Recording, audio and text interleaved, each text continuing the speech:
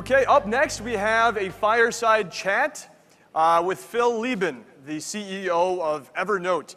And it's great to have Phil back joining us at GMIC. He actually joined us in May in Beijing for our conference where he actually launched Evernote China. And so it's definitely great to have him back here with us. And actually, he was telling me, don't mind him if he dozes off, because he just flew in from Finland and he's feeling a little tired.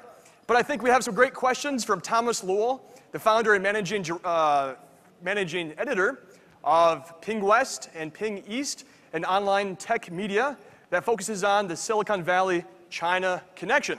So I wanted to welcome to the stage Mr. Thomas Lowell and Phil Libin. Thank you.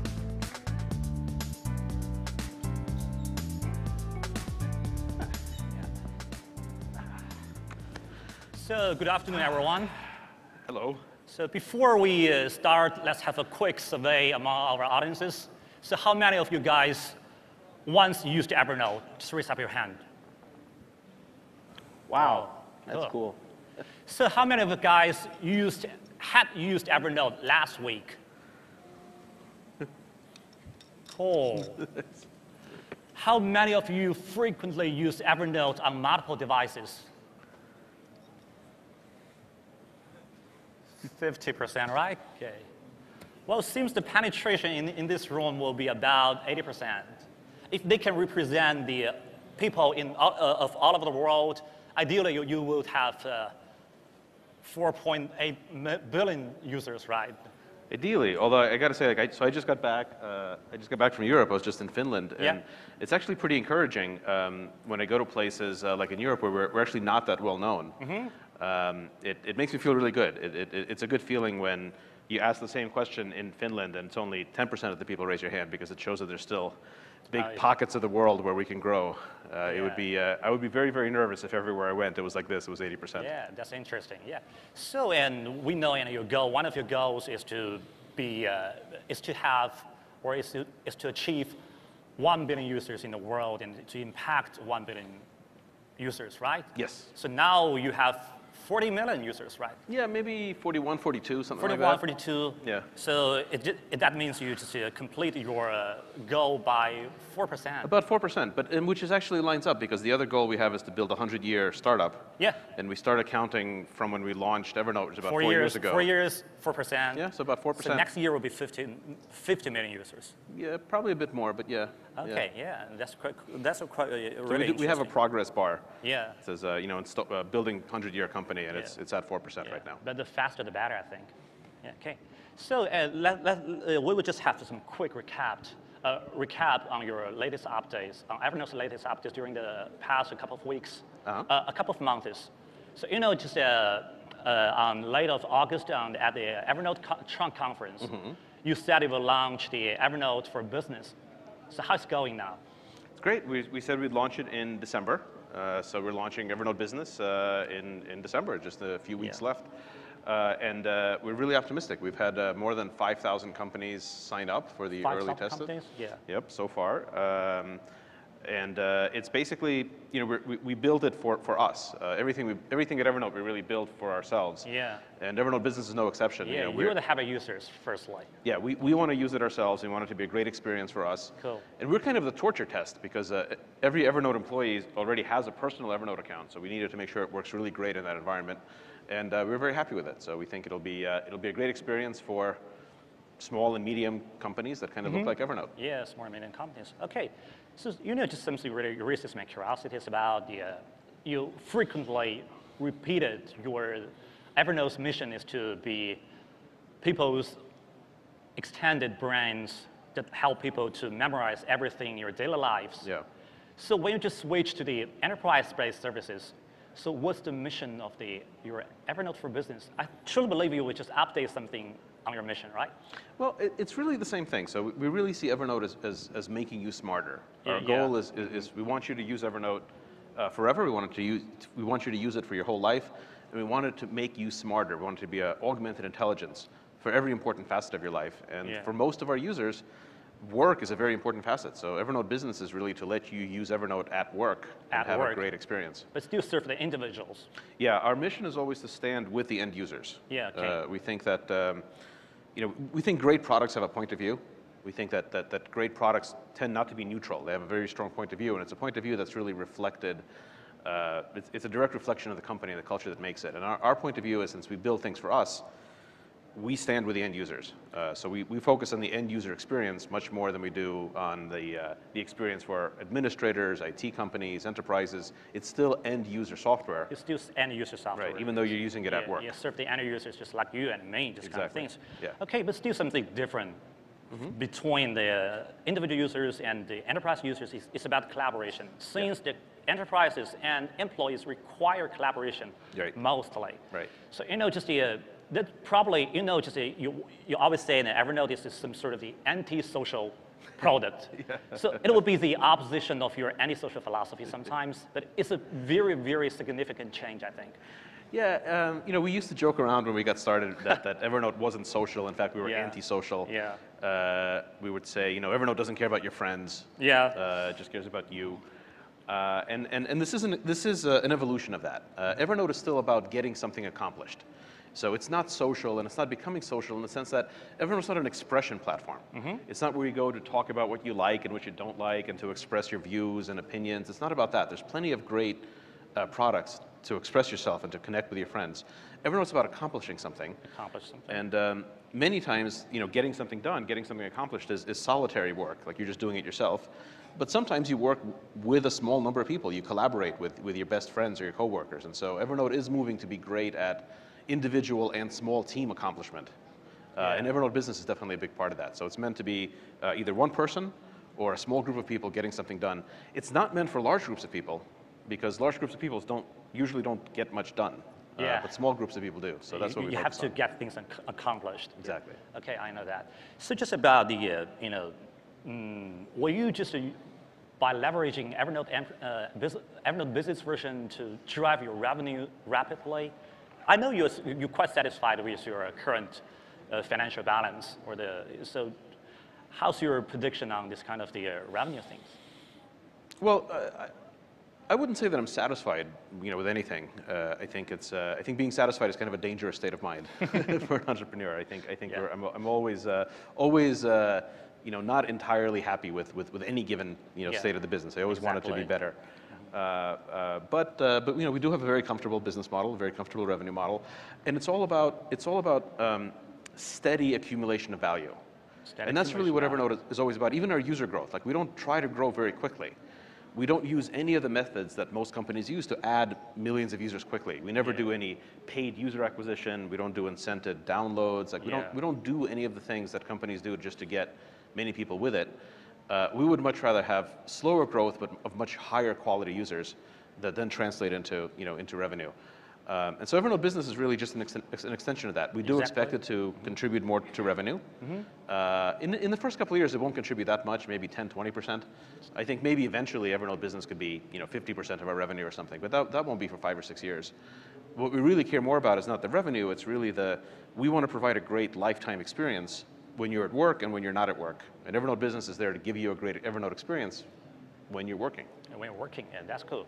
So just about so you still, as you just mentioned, and you won't do any, for the enterprise business, you still won't do any paid users acquisition and marketing campaigns. You still want to pay, you still want to pay zero on the marketing campaigns, right? Well, our goal isn't to not pay anything for marketing campaigns. Our goal is always to get the highest quality users, the best educated users. So we're always doing experiments to see, could we get really high quality users by paying for them? And so far we haven't.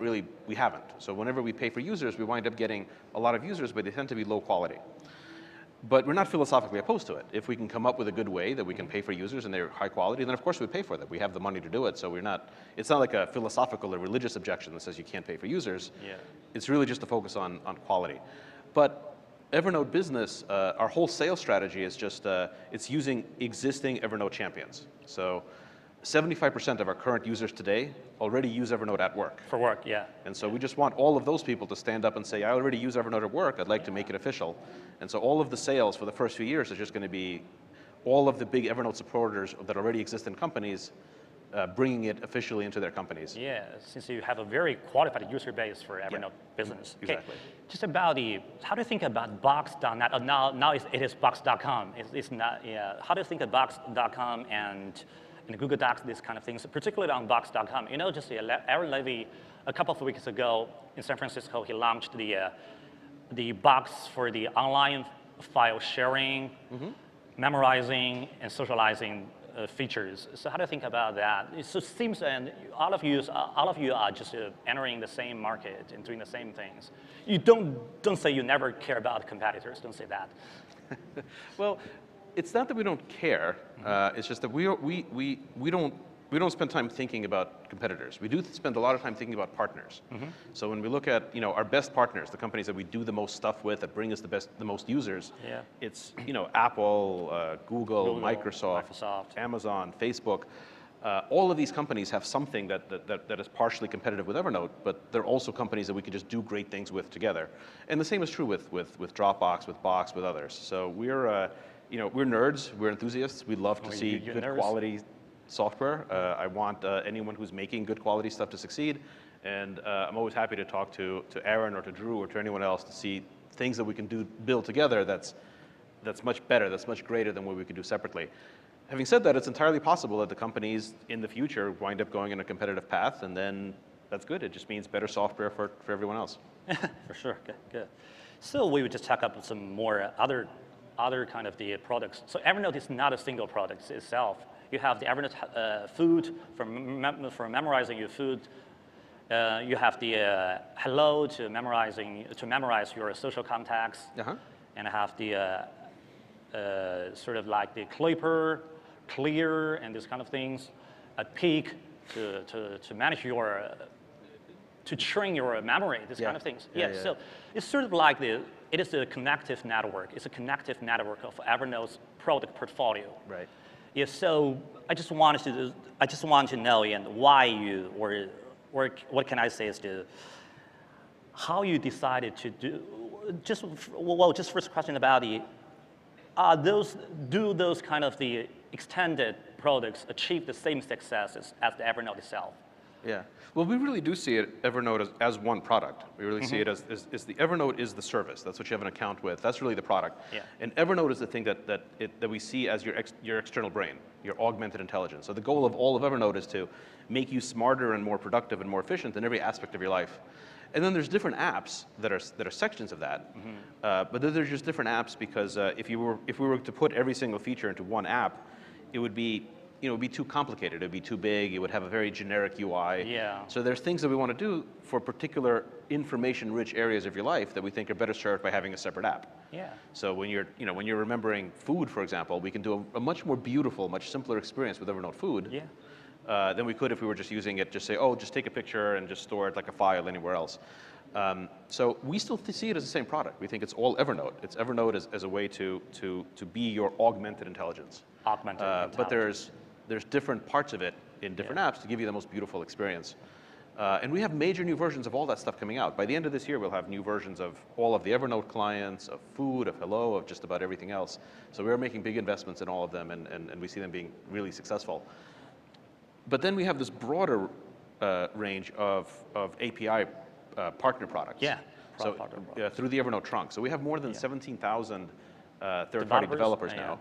And many great ones are launching. And so there's many great products that have this component of the Evernote experience that have a component of making you smarter. So like I think UC Web right here is just demonstrating a new browser. We announced the partnership with UC Web in May in China, and I think they're just about to release a new iPad browser that has a really beautiful Evernote integration.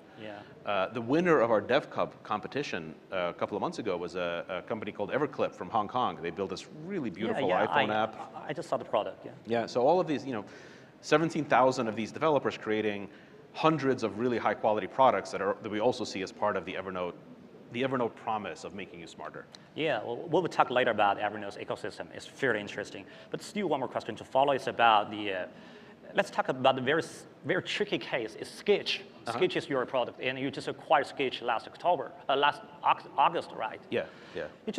But we see the Sketch is fairly different from other Evernote's apps. It's just so we see the hello food, and normally we see the UI and interface almost the same, and they just use the Evernote and the green, the surfaces, these kind of things. But Sketch is fairly different. Yeah. It is just called Sketch. It's not Evernote blah blah blah.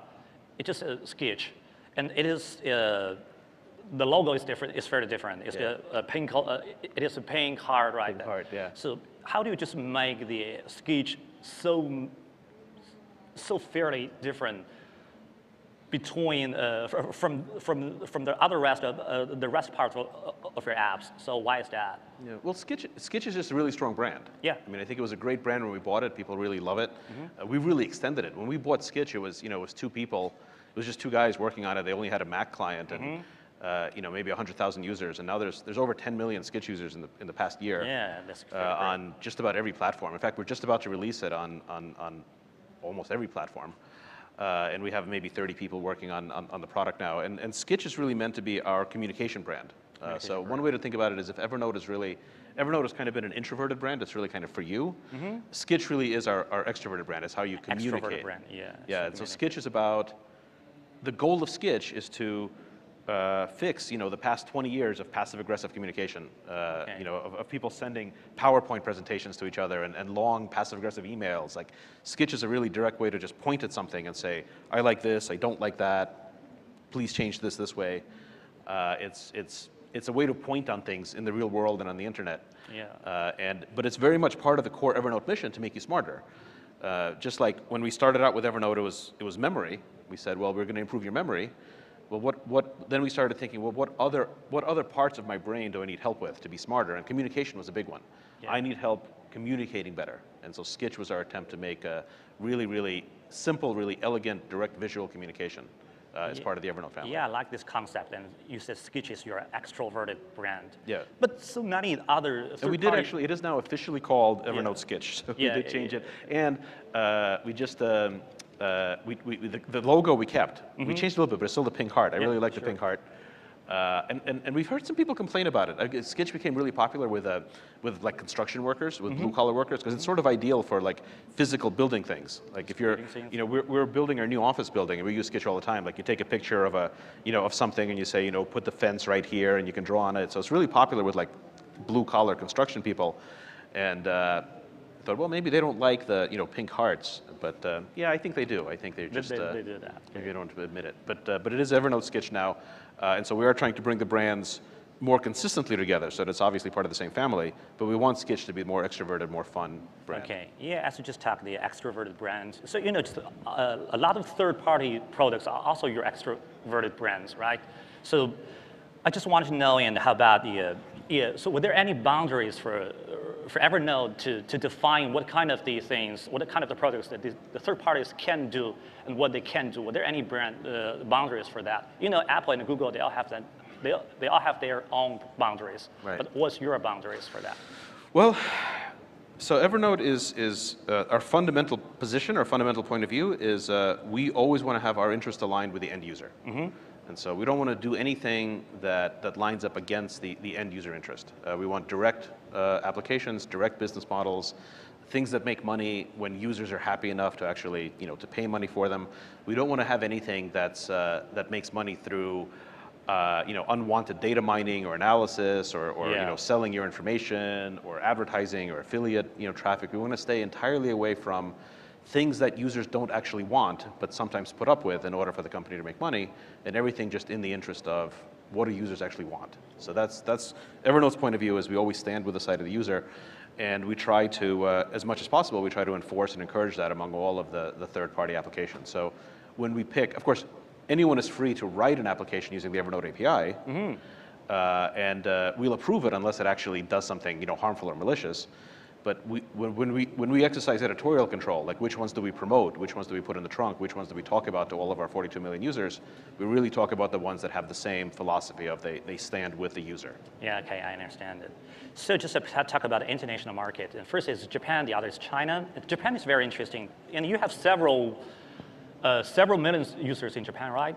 Yeah. Yeah, just but so far China is growing. China is now growing much faster than Japan. Yeah, 2 million. I know that. Just Japan, just half of the revenue From Japan, right?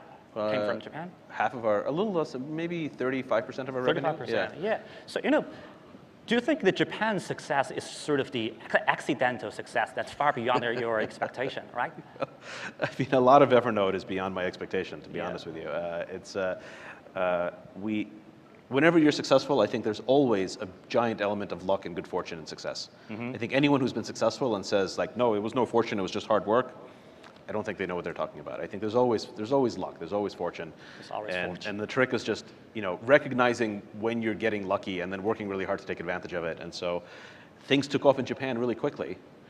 But and we got fortunate. We were fortunate that we saw the blip in the data and that we ran to Japan and started doing something.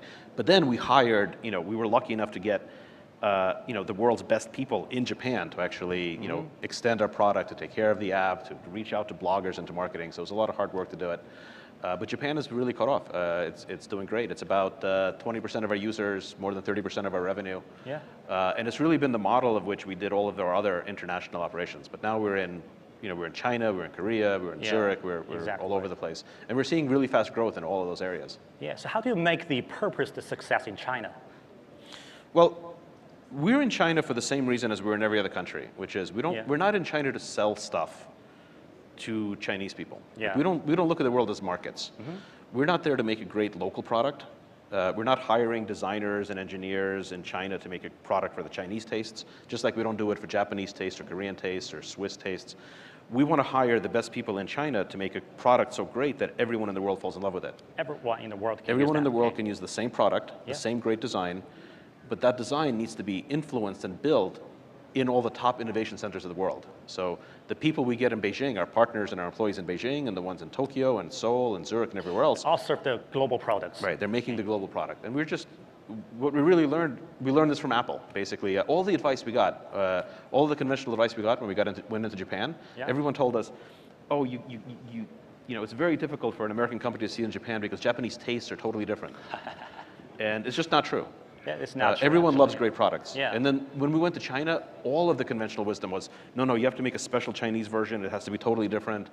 And you never believe that. It's just not true. I think if we try to make a Chinese version, we would never win. Yeah. But we just try to make a great version, but we try to do it in China. We try to take the best Chinese talent, make a version that's great for everyone in the world, and succeed everywhere. And so far, that's working out really well. So we're in China. We're investing in China so that Evernote can be better everywhere worldwide. Yeah, that's great. Okay, it's time to end. Okay, thanks, Phil. Thank you. Thanks for everyone. Okay. Thanks, Thomas. All right. Thank you.